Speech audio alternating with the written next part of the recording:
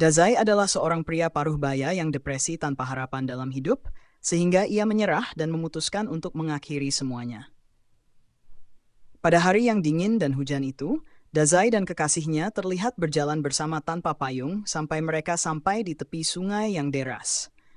Ini persis yang diinginkan Dazai karena hujan membuat sungai cukup kuat untuk menghanyutkan seseorang, dan saat ini ia ingin menjadi orang itu. Mereka berdua datang ke tempat ini karena muak dengan dunia ini dan berencana untuk isekai mereka sendiri dengan tenggelam di Sungai Kun bersama-sama. Dengan cara ini, mereka dapat memenuhi janji untuk selalu bersama. Jadi sebelum mereka melompat, mereka mengikat lengan mereka bersama-sama sebagai tanda cinta. Namun, seperti yang kita semua tahu, hanya ada satu raja sejati dari isekai, dan dia tidak akan membiarkan pekerjaannya direbut begitu saja. Jadi meskipun mereka berada di tengah hutan, truk Kun muncul entah dari mana untuk mengeluarkan mereka sebelum Sungai Kun melakukannya, walaupun itu tidak masuk akal. Kemudian Dazai terbangun di dalam sebuah katedral, dan saat ia bangkit, ia sangat bingung dengan segala yang dilihatnya di sekeliling, tetapi ia menganggap ini sebagai dunia tempat orang-orang dikirimkan. Dia tidak yakin apa yang sedang ia lakukan, gayanya berbeda dari yang biasa ia kenal. Tetapi ia yakin akan terbiasa dengan itu nantinya. Saat itu, sebuah suara memanggilnya dan menjelaskan kepada Dazai bahwa ia telah dipanggil ke sini sebagai pahlawan dunia ini. Wanita itu bernama Annette, dan dia mengatakan bahwa dia bertugas membimbing mereka yang berakhir di sini. Untuk membuktikan bahwa ini memang dunia lain, dia mengarahkan Dazai untuk melihat keluar jendela di mana seekor naga dan berbagai makhluk mitos lainnya terlihat berkeliaran di dunia Zabarber. Dia memberitahu Dazai bahwa dia ditakdirkan untuk menjadi pahlawan dunia ini dan mengembalikan cahaya. Tetapi Dazai tampak tidak terlalu senang tentang hal itu. Dia hanya menginginkan satu hal, yaitu mati bersama kekasihnya Sachan.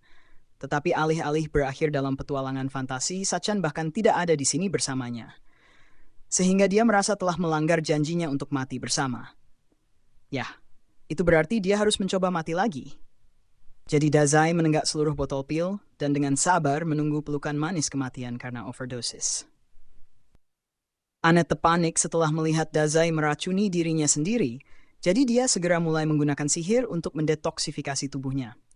Namun saat Dazai sadar kembali, dia memberitahunya untuk berhenti mencoba menyelamatkannya karena itu sangat merepotkan. Dia tidak mendengarkannya dan meminta Dazai untuk berdiri agar dia bisa memenuhi misinya sebagai penyelamat dunia ini. Namun Dazai bahkan tidak ingin menyelamatkan dirinya sendiri, apalagi dunia acak yang baru saja dia datangi. Dia tidak pernah meminta untuk berakhir di sini, tetapi ini mengejutkan Annette. Jadi dia bertanya apakah dia kebetulan ditabrak oleh truk.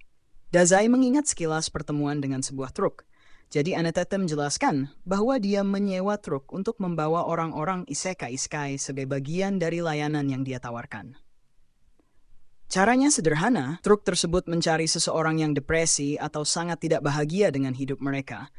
Itulah mengapa dia biasanya berkeliaran di luar. Tetapi setelah dia menabrak targetnya, mereka dikirim ke dunia ini dan mendapatkan kesempatan kedua untuk menjalani hidup yang bahagia. Dan biasanya mereka akhirnya merasa lebih baik. Fakta bahwa Dazai ditabrak truk berarti dia pasti sangat tidak bahagia dengan hidupnya. Jadi Annette tidak mengerti mengapa dia tidak bersemangat untuk kesempatan kedua.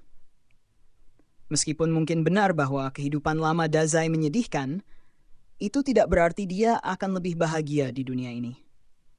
Bahkan dia sangat marah karena Annette dan layanan isekainya menghancurkan apa yang seharusnya menjadi akhir yang sempurna untuk ceritanya. Yang dia inginkan hanyalah menghabiskan saat-saat terakhir hidupnya dengan kekasihnya. Tetapi Annette harus merusaknya untuknya. Annette tidak percaya Dazai begitu marah padanya. Tetapi dia tidak terlalu khawatir karena dia yakin Dazai akan berubah pikiran begitu dia melihat statistiknya yang luar biasa. Namun saat dia membuka jendela statistik, dia terkejut melihat bahwa Dazai memiliki kesehatan dan mana yang sangat rendah. Faktanya, kesehatannya sangat rendah, sehingga dia mungkin akan mati hanya karena angin sepoi-sepoi dalam keadaan saat ini. Annette tidak mau memberinya kesempatan untuk hidup, tetapi Dazai sangat marah karena Annette memilih untuk percaya bahwa dia begitu lemah. Jadi dia memeriksa apakah dia memiliki semacam kemampuan istimewa untuk menyeimbangkan statistiknya yang lemah. Namun saat dia membuka jendela kemampuan, dia menemukan bahwa Dazai sama sekali tidak memiliki kemampuan kecuali depresi level 5. Dazai pada dasarnya seperti meriam kaca, tetapi tanpa peluru meriam, jadi Anetete tidak tahu harus berbuat apa dengannya karena ini belum pernah terjadi sebelumnya. Dazai memutuskan untuk meninggalkan katedral karena tidak ada lagi yang tersisa baginya di sini. Tetapi Anete merasa perlu untuk memperbaiki kesalahannya. Jadi dia menggenggam tangan Dazai dan meminta maaf karena telah membawanya ke dunia ini. Namun Annette tetap tidak mau memberinya kesempatan untuk hidup. Jadi Annette tidak memiliki kekuatan untuk mengirimnya kembali ke bumi, tetapi dia juga tidak bisa membiarkannya pergi dan hidup sendiri, karena dia tidak akan bertahan 10 menit di luar dengan poin statistiknya saat ini. Dazai tidak terkejut mengetahui bahwa dia sangat lemah karena tidak peduli di mana dia pergi, dia selalu menjadi kegagalan. Annette meminta maaf sekali lagi atas kesalahannya dan merayu Dazai untuk tinggal di katedral untuk sementara waktu karena tidak aman baginya untuk pergi keluar. Dengan statistik saat ini, dia hanya akan menjadi mangsa naga atau suatu yang lain. Jadi dia pikir lebih baik baginya untuk menunggu sebelum melakukan sesuatu yang berbahaya. Dazai berterima kasih padanya atas perhatiannya. Tetapi dia mengatakan bahwa kekhawatirannya tidak perlu karena dia hanya mencari tempat untuk mati. Mendengarnya mengatakan ini membuat Annette berpikir bahwa mungkin dia benar-benar berbeda dari yang lain. Ketika dia pertama kali mengambil pekerjaan ini, dia benar-benar bersemangat untuk membimbing para pahlawan yang dipanggil dalam perjalanan mereka. Tetapi karena kebanyakan dari mereka adalah pemain lig yang depresi, mereka begitu menjengkelkan untuk ditemani, sehingga dia akhirnya membenci pekerjaannya. Tugasnya pada dasarnya bisa berubah menjadi memuji ego pahlawan untuk membuat mereka menerima misi, tetapi ini berbeda dengan Dazai. Saat dia hampir keluar, Annette menjatuhkan tongkatnya dan mengejar Dazai, merayu agar setidaknya dia memilih profesi sebelum pergi. Namun, Dazai menoleh padanya dan mengatakan tidak perlu karena dia adalah seorang penulis sejati sejak lahir, dan itulah satu-satunya hal yang akan dia lakukan. Dengan itu, dia menutup pintu di belakangnya dan mengucapkan selamat tinggal pada Annette. Setelah Dazai pergi, Annette jatuh ke lantai dan mulai memikirkan bagaimana Dazai adalah tipe orang yang tepat yang telah dia tunggu. Sementara itu, Dazai telah sampai di beberapa dataran di luar dan mencoba mencari petunjuk dari sebuah tanda, tetapi dia tidak mengerti. Dazai tidak terlalu peduli dengan jenis orang yang ingin dia perjuangkan, tetapi dia ingin memahami kata tunggal padanya, jadi dia hanya kembali ke pil pop. Saat itu, dia mendengar suara yang mengatakan bahwa dia baru saja melihat sebuah markah, jadi 5 poin pengalaman telah diberikan. Dia mungkin hanya mabuk obat, tetapi dia bersumpah bahwa suara itu datang dari kepalanya, dan ini sangat menyakitkan karena dia menderita migrain, jadi dia mencoba untuk menghentikannya. Namun musik perayaan terdengar di kepalanya karena sekarang dia naik ke level 2, dan migrain yang timbul membuatnya ingin mati lebih dari sebelumnya. Saat itu, dia mendengar seorang gadis berteriak minta tolong di dekatnya. Jadi dia berbalik dan melihat gadis itu diserang oleh pohon kematian. Dia memperhatikan Dazai dan memintanya untuk menolongnya, karena dia akan dibunuh oleh pohon jika dia tidak segera lolos. Dan pohon itu tampaknya semakin melilitnya dengan cabangnya. Dazai hanya berdiri di sana saat pohon itu menyentuh gadis itu, dan dia tampak menikmati pertunjukan itu. Begitu sangat hingga dia bertanya kepadanya, apakah dia baik-baik saja jika dia menulis novel tentang ini nanti? Tetapi gadis itu tidak peduli dengan novel, dan hanya ingin Dazai menyelamatkannya sekarang juga. Untuk kebaikan Dazai, dia mencoba sekuat tenaga, tetapi dia sama sekali tidak bisa mencapainya.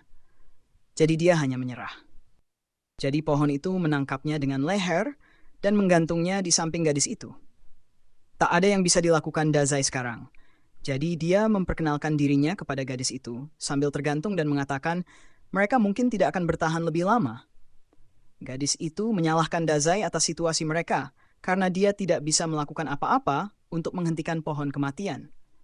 Dan sekarang, setelah mereka tertangkap, pohon kematian akan menggunakan kemampuan hisapnya untuk menghisap semua nutrisi dari tubuh mereka, sehingga beberapa menit berikutnya mereka dijamin akan mati. Dazai mengatakan dia senang mendengarnya, Tetapi ini membuat gadis itu ketakutan karena siapa jenis gila yang ingin mati dengan disedot kering. Ketika Dazai mulai merasa lemah, dia tampaknya hampir akan pecah sebelum tiba-tiba Lunglei. Gadis itu mulai panik berpikir, Dazai benar-benar mati. Tetapi beberapa saat kemudian, cabang yang mencekik Dazai mulai layu, dan pohon kematian akhirnya hancur karena itu. Gadis dan Dazai dibebaskan saat pohon itu hancur, tetapi Dazai kecewa bahwa dia gagal mati lagi. Berkat kemenangannya yang tak disengaja, Dazai naik level lagi, dan gadis itu bingung dan kagum karena dia percaya Dazai sengaja membuat pohon kematian mati dengan menyerap racun di tubuhnya. Tetapi dia juga merasa aneh bahwa Dazai akan meracuni dirinya sendiri pada awalnya. Dia berterima kasih kepada Dazai karena menyelamatkannya, sambil meminta maaf telah menyebutnya tidak berguna sebelumnya. Tetapi dia tidak berpikir dia melakukan sesuatu yang istimewa. Yang berhasil dia lakukan hanyalah gagal mati, dan dia sama sekali tidak senang dengan itu. Gadis itu tidak mengerti mengapa Dazai depresi, tetapi dia menyelamatkan nyawanya, jadi dia sungguh-sungguh ingin berterima kasih padanya. Tiba-tiba dia punya ide dan mengundang Dazai untuk datang ke rumahnya agar dia bisa menyatakan rasa terima kasihnya dengan benar. Dan Dazai tidak melihat masalah dengan ini. Jadi saat gadis itu mengulurkan tangannya dan bertanya apa yang sebaiknya dia panggil, dia mengatakan gadis itu bisa memanggilnya sensei. Namun saat dia meraih tangan gadis itu, dia teringat pada Sachan. Dan itu membuatnya bertanya-tanya apakah Sachan mungkin juga telah berakhir di dunia ini. Dan jika itu kasusnya, maka dia mungkin bisa menemukan dan bersatu kembali dengan cintanya. Akhirnya, dia menemukan alasan untuk tetap hidup di dunia ini. Jadi dia akan memastikan menemukan Sachan tidak peduli dimanapun dia berada di dunia ini. Dan ketika mereka bertemu, mereka akhirnya bisa mati bersama. Motivasinya mungkin diragukan, tetapi setidaknya dia tidak aktif mencoba untuk mati lagi. Dengan begitu dikatakan, dia tidak memiliki ide dari mana bahkan mulai mencari. Jadi dia kembali ke katedral Annette, dan Annette sangat bahagia bahwa dia memutuskan untuk kembali padanya, sehingga dia akhirnya bisa mengutarakan perasaannya. Namun saat gadis kucing muncul di belakang Sensei, Annette membeku dalam kejutan karena dia tidak pernah berpikir Sensei akan menemukan seorang wanita begitu cepat setelah keluar untuk pertama kalinya. Sensei mengatakan dia memiliki pertanyaan untuk diajukan kepada Annette, jadi dia mempersiapkan diri, berpikir dia ingin bertanya tentang dirinya. Tetapi Sensei mengatakan dia ingin mencari seorang gadis bernama Sachan. Jadi dia berharap Annette bisa memiliki beberapa informasi tentang itu. Annette kecewa bahwa Sensei bertanya tentang wanita lain, tetapi dia tidak memiliki petunjuk yang baik tentang di mana Sachan mungkin berada. Jadi Sensei kembali ke awal. Karena dia tidak memiliki tempat untuk pergi, dia mengikuti gadis kucing itu ke rumahnya. Gadis itu mengatakan kepada Sensei untuk bersukacita karena masih ada banyak waktu baginya untuk menemukan Sachan, tetapi karena rumahnya masih cukup jauh, dia menyarankan mereka berhenti di kota Kastil Wrath agar mereka bisa istirahat. Kemudian dia menggenggam tangan Sensei agar dia bisa membawanya ke sana.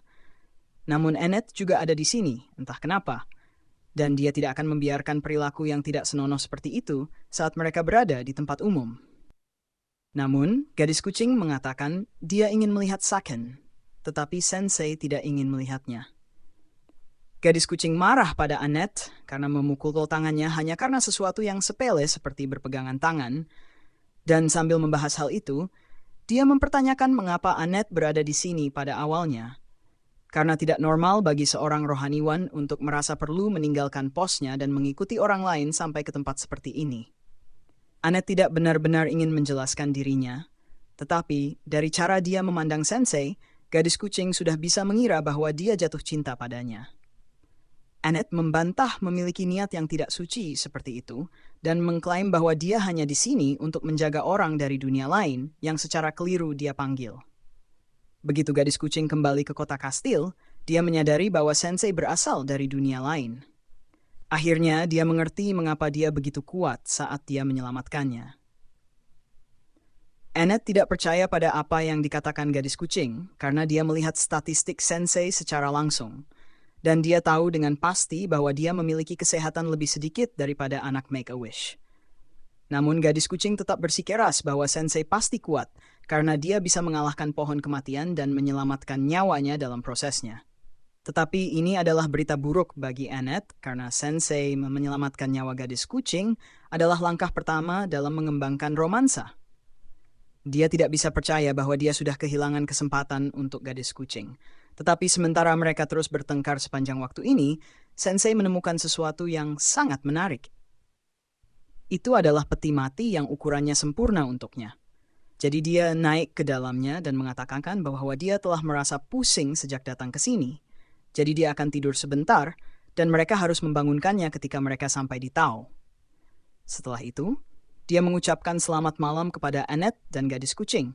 Tetapi gadis kucing marah karena dia masih belum memanggilnya dengan namanya. Jadi Annette bercanda bahwa Sensei lebih menyukainya, karena dia benar-benar bisa mengingat namanya. Setelah itu, Annette dengan gembira mengikat tali ke peti mati tempat Sensei tidur dan mulai mengendarainya pergi. Gadis kucing bertanya apakah Annette seharusnya benar-benar melakukan semua ini karena dia seharusnya menjadi seorang rohaniwan di katedral. Tetapi Annette terlalu sibuk mencoba menarik peti mati sampai akhirnya tali itu putus. Itu adalah akhir dari episode 1.